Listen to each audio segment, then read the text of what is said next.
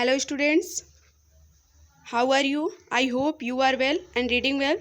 This is Priyanka ma'am and today is 3rd May which is celebrated as word press freedom day. ठीक है, आज जो celebrate किया जाता है वर्ड प्रेस फ्रीडम डे के रूप में मनाया जाता है. तो स्पेशली मैं बताऊंगी कि वर्ड प्रेस फ्रीडम इंडेक्स के बारे में जो अभी लास्ट अप्रैल में जारी किया गया है. ठीक है, word press freedom day, word press freedom index 2020 अभी जारी किया गया है. ठीक है, और इसमें ये जो जारी किया गया ये पेरिस, ठीक है, पेरिस के एक नॉन गवर्नमेंटल ऑर्गेनाइजेशन है, रिपोर्ट्स विदाउट बॉर्डर्स. कौन सा नॉन गवर्नमेंटल ऑर्गेनाइजेशन है? Reports without border. ठीक है, पेरिस का एक गैर सरकारी संस्था यानी नॉन गवर्नमेंटल ऑर्गेनाइजेशन है, रिपोर्ट्स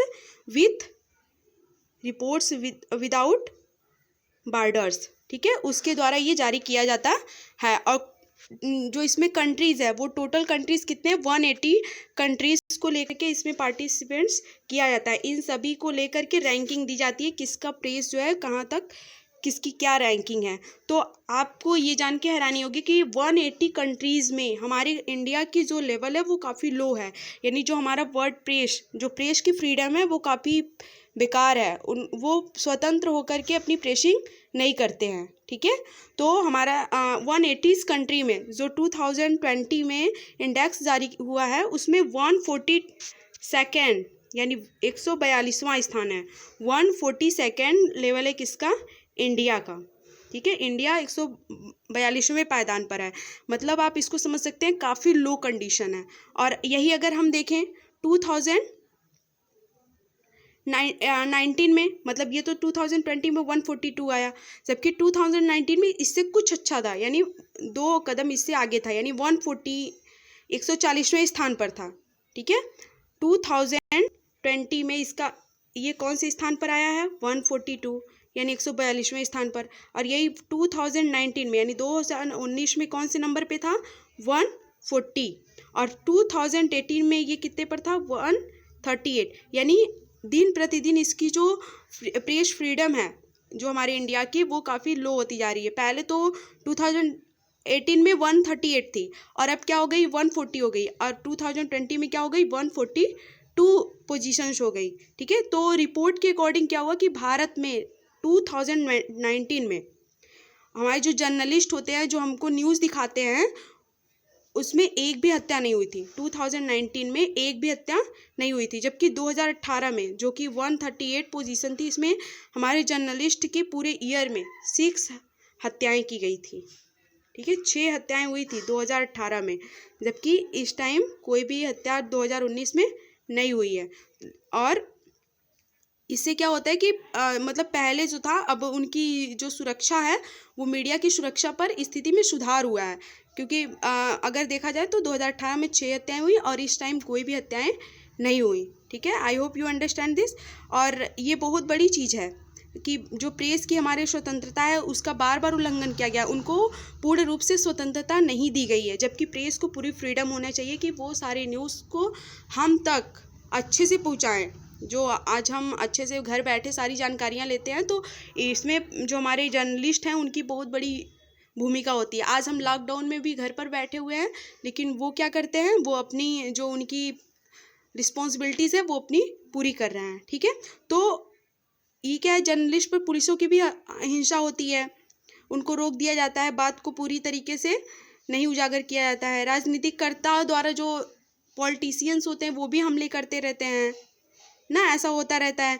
जो मतलब भ्रष्ट लोग होते हैं, जो भ्रष्ट अधिकारी लोग होते हैं, वो भी बदला लेने के लिए या फिर कोई भी उनके अगेंस्ट में अगर न्यूज़ पे दिखा दिया जाता है तो वो भी विरोध लेने के लिए कार्रवाई करते रहते हैं। ठीक है, तो इंडिया के बारे में आप लर्न करना कि जो वर्ल्ड प्रेस फ्रीडम इंडेक्स 2020 है उसमें हमारा इंडिया जो 2020 में 142 सेकेंड पर आया है, 142वें स्थान पर इसका पोजीशन है। तो आप कहोगे कि फर्स्ट पे कौन आया, ठीक है, तो फर्स्ट पे भी आप जान लो कि नॉर्वे, जो नॉर्वे है, नॉर्वे एक कंट्री है ना, उसका पोजीशन जो है वो फर्स्ट है। ठीक है, नॉर्वे का जो कैपिटल क्या है वो ओस्ले, नॉर्वे का कैपिटल भी आप लर्न कर लेना क्या है, ओस्ले। ओस्ले is the capital of Norway. Norway first position पर है। नॉर्वे कौन से पोजीशन पर है, फर्स्ट, और जिसका कैपिटल क्या है, ओस्ले। नॉर्वे फर्स्ट है। सेकंड कौन है, फर्स्ट सेकंड थर्ड आप लर्न कर लो। ठीक है, फिनलैंड सेकंड पे कौन है, फिनलैंड, और फिनलैंड का कैपिटल क्या है, हेलसिंकी। फिनलैंड का कैपिटल क्या है, हेलसिंकी। और थर्ड पोजीशन पर कौन है, थर्ड पोजीशन पर है डेनमार्क, यानी कि डेनमार्क आप देखोगे तो थर्ड पोजीशन पर है। ठीक है, जिसका कैपिटल क्या है, Copenhagen. Copenhagen is the capital of Denmark. और फिनलैंड का कैपिटल मैंने अभी क्या बताया, हेलसिंकी। नॉर्वे का कैपिटल क्या बताया, ओस्ले। तो फर्स्ट पर नॉर्वे, सेकंड पर फिनलैंड और थर्ड पर क्या है, डेनमार्क। ठीक है, जिसका कैपिटल कोपेनहेगन में है। तो आप इसको अच्छे से लर्न कर लो कि फर्स्ट पर नॉर्वे, सेकंड पर फिनलैंड और थर्ड पर डेनमार्क है। और हमारा जो इंडिया है उसका पोजीशन क्या है, 142 पोजीशन है, 142 पूरे 180 कंट्रीज़ में। अच्छा ये देख लो 180 जो पोजीशंस है, यानी 180, यानी जो लास्ट की पोजीशन है वो किस कंट्री की हो सकती है, सोचो। सबसे घटिया कंडीशन वो है नॉर्थ कोरिया। कौन है, नॉर्थ कोरिया। इसका पोजीशन जो है वो काफ़ी लो है, नॉर्थ कोरिया, यानी उत्तरी कोरिया इसको भी कह सकते हैं। इसकी पोजीशन जो है ये सबसे लो है, 180वें स्थान पे। 180 देशों में फर्स्ट पर नॉर्वे, सेकंड पर फिनलैंड, थर्ड पर डेनमार्क, और हमारा जो इंडिया है वो 142वें स्थान पर है। और नॉर्थ कोरिया कौन से स्थान पर है, 180वें स्थान पर है। ठीक है, और ये जो इंडेक्स होता है ये कौन जारी करता है, एक पेरिस का नॉन गवर्नमेंटल ऑर्गेनाइजेशन है। कहाँ का है, पेरिस का। और उस ऑर्गेनाइजेशन का नाम क्या है, reports without borders. Reports without borders, okay. और जो हमारा एशिया है ना, ये भी एक फैक्ट है कि जो एशिया है, यानी एशिया जिस हम महाद्वीप में रहते हैं, जिस कॉन्टिनेंट में रहते हैं एशिया, उस एशिया में कोई भी कंट्री टॉप 10 लेवल पे नहीं आया है। ठीक है, तो एशिया की कंडीशन काफ़ी लो है। Okay, thank you all of you, enjoy your day.